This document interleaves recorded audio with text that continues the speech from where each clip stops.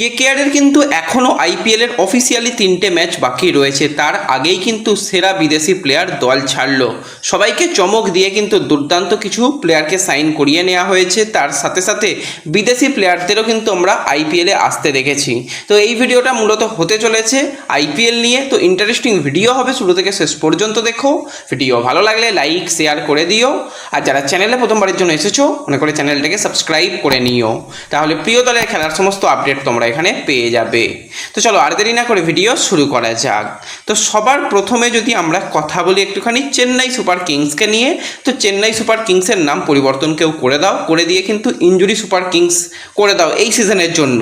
কারণ এটাই কিন্তু সিএসকে নিয়ে বলার রয়েছে, কারণ এত প্লেয়ার যদি ছিটকে যায় তো সিএসকে খেলবে কি করে। সেই সিএসকে দেখে এখন মনে হচ্ছে মাথা থেকে পা পর্যন্ত পুরোটাই ব্যান্ডেজ বাঁধা, একের পর এক প্লেয়ার ছিটকে যাচ্ছে।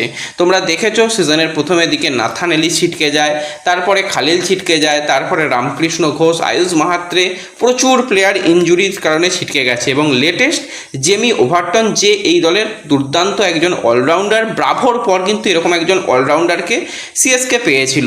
তো সেই প্লেয়ারও কিন্তু ভাই অফিসিয়ালি ছিটকে গেছে এবং সে কিন্তু অলরেডি সে ফিরে গেছে, আইপিএল ছেড়ে সে ফিরে গেছে। তার ইনজুরি এবার কিন্তু সারানোর জন্য আর সে রিস্ক নিতে পারছে না। রিস্ক নিয়েও লাস্ট দুটো ম্যাচে ভালো পারফরমেন্স করার পর কিন্তু এবার সেই বিদেশি প্লেয়ার জেমি ওভারটন সে চলে গেছে। তো জেমি ওভারটনের পরিবর্তে কিন্তু চেন্নাই সুপার কিংস একজন দুর্দান্ত মানের প্লেয়ারকে কিন্তু তাদের স্কোয়াডে নিয়ে স্কোয়াডকে কিন্তু আরও বেশি শক্তিশালী করে নিয়েছে, সেটুকু বলতেই হয়। হ্যাঁ, তাদের দলে আমরা দেখতে পাচ্ছিলাম যে ফিনিশারের একটুখানি অভাব রয়েছে, কিছু ম্যাচে ফিনিশার নিয়ে একটুখানি চিন্তা ছিল। তো সেই জায়গায় ডিয়ান ফরেস্টারকে কিন্তু সাইন করিয়েছে, মাত্র 25 বছর বয়সী সাউথ আফ্রিকার ব্যাটিং অলরাউন্ডার। টি20তে তার যথেষ্ট ভালো ব্যাটিং আমরা দেখেছি। সে 140-এর স্ট্রাইক রেটে ব্যাট করতে পারে এবং যদি ফ্ল্যাট পিচ হয় ভাই সেটা 200-র উপরে স্ট্রাইক রেটেও ব্যাট করতে পারে। এবং তার কাছ থেকে বড় বড় কিছু আমরা টি20তে ইনিংস দেখেওছি। তো 35-এর অ্যাভারেজে কিন্তু 33 ম্যাচে 681 রান করেছে এবং বল হাতেও কিন্তু কিছু উইকেট তাকে আমরা নিতে দেখেছি। সেখানে কিন্তু 19টা ম্যাচে তার 11টা উইকেট রয়েছে এবং বোলিং ইকোনমিটা ওই 9-9.5-এর কাছাকাছি রয়েছে। তো এই প্লেয়ারকে কিন্তু সাইন করানো হয়েছে। এটা কিন্তু একটা ভালো চেন্নাই সুপার কিংসের জন্য প্লেয়ার এসেছে যে কিন্তু ফিনিশার হিসাবে খেলতে পারে। আমরা এর আগে দেখেছি ব্রাভিজের মতন প্লেয়ারকে নিয়ে আসা হয়েছে, তো সেখানে ডিওল ব্রাভিজ দুর্দান্ত প্লেয়ার এবং সে যথেষ্ট ভালো করছে। এবং তার সাথে এই ডিয়ান ফরেস্টারের জুটি লাস্ট কয়েকটা ম্যাচ চেন্নাই সুপার কিংসের জন্য কিন্তু ক্লিক করতে পারে। তো এই প্লেয়ারকে কিন্তু অফিসিয়ালি চেন্নাই সুপার কিংস কিন্তু তাদের দলে নিয়েছে। এছাড়া চেন্নাই সুপার কিংস কিন্তু আরও বেশ কিছু প্লেয়ারকে নিয়েছে।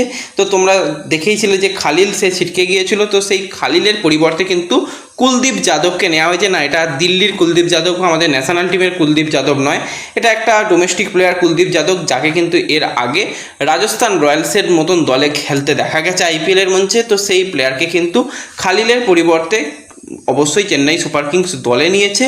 এছাড়া কিন্তু আরও একজন প্লেয়ার, যেও কিন্তু ব্যাটিং অলরাউন্ডার বলা যেতে পারে, তাকে কিন্তু রামকৃষ্ণ ঘোষের পরিবর্তে নেওয়া হয়েছে।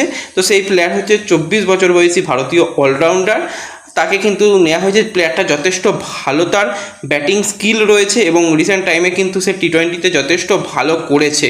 তো এই প্লেয়ারকে কিন্তু নেওয়া হয়েছে, সাথে বলও করতে পারে।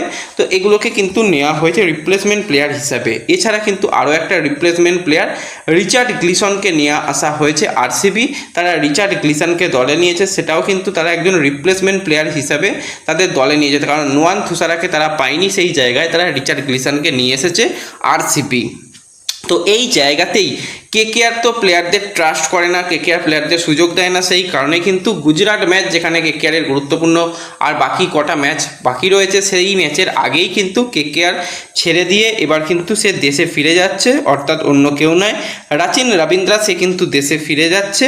এবং সেখানে তাকে কল করা হয়েছে এবং সে দেখছে যে আর কেকেআরে সুযোগ পাওয়া সম্ভব নয়। কেকেআরের সঙ্গে কিন্তু সম্পর্ক ছিন্ন বলতে গেলে, এই সিজনের মতন করে কোনো ম্যাচ না খেলেই তাকে ফিরে যেতে হচ্ছে। তো প্লেয়ারটাকে যদি ব্যবহার করতো খুবই ভালো হতো, একটা এক্সট্রা স্পিনার তার সাথে মিডিল অর্ডার একটা ব্যাটসম্যান কিন্তু কেকেআর পেয়ে যেত, তো ব্যবহার করেনি, কি আর করা যাবে, সে কিন্তু দেশে ফিরে যাচ্ছে। এবং পাথি রানা, তারও খুব একটা মনে হয় না আর চান্স পাওয়ার জায়গা রয়েছে। পাথি রানাও দেশে ফিরে যাবে বলে প্ল্যানিং করছে, সেই নিয়ে কিন্তু কথাবার্তা বলছে।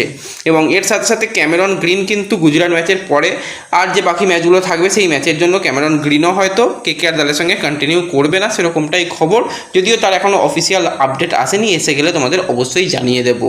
তো ব্যাস এই ভিডিওতে এই আপডেটগুলোই শেয়ার করার ছিল। ভিডিও ভালো লাগলে লাইক শেয়ার করে দিও, চ্যানেলে প্রথমবারের জন্য এলে সাবস্ক্রাইব করে নিও। দেখা হবে পরবর্তী ভিডিওতে, ধন্যবাদ।